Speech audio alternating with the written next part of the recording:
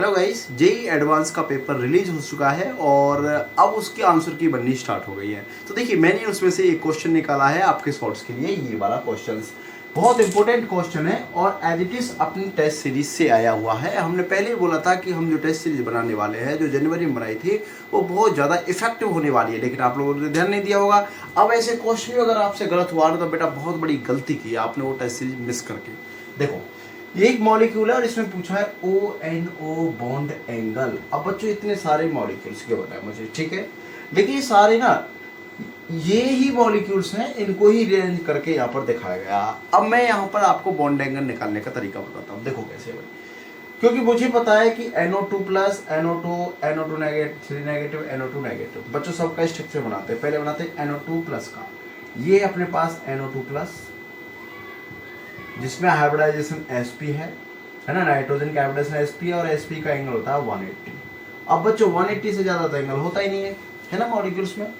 तो जब 180 एंगल आ गया तो सबसे पहले ये होना चाहिए, लेकिन ये सबसे लास्ट में क्या कर रहा है? मेरा तरीका जो मैंने आपको सिखाया था, ये सबसे पहले आएगा और सबसे पहले आएगा तो ये बीच में क्या कर रहा है? दोनों हटा दिया ऑप्शन मैंने यहाँ पर। तो इसका मतलब आंसर फंस गया बेटा इन दो ऑप्शन में। बोलो बात क्लियर?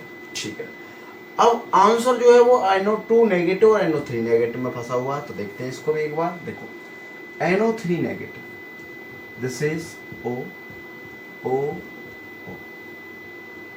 यहाँ पॉजिटिव, ओके, और NO2 negative, this is N double bond O negative, और यहाँ पर है लॉन। बच्चों ध्यान से देखना बेटा, इसमें लॉन पेयर है ना। अब लॉन पेयर इसमें रिपल्सन होगी यहाँ पर और यहाँ पर भी होगी, क्योंकि यहाँ भी फ्री इलेक्ट्रॉन्स है। तो इसका जो बॉन्ड एंगल है वो डिक्रीज होगा ऐसे बहुत ज़्यादा, लेकिन यहाँ पर नहीं है। अगर मैं इसकी बात करूँ तो इसकी हाइब्रिडाइजेशन है नाइट्रोजन की sp2, क्योंकि एक सिग्मा दूसरा सिग्मा तीसरा सिग्मा sp2, और ये परफेक्ट है, कोई लॉन पेयर भी नहीं है। तो ये क्या है मेरे पास में? सिमेट्रिकल है। तो इसका बॉन्ड एंगल होगा केवल 120। बोलो होगा या नहीं होगा? जल्दी बताओ फटाफट से। होगा। और इसका एंगल जो होगा, क्योंकि ये भी 1 2 3 है यहाँ पर, एक लॉन पेयर है तो इसको sp2 लिखेंगे, और लॉन पेयर की वजह से इसका जो एंगल होगा बच्चों वो होगा लेस देन 120।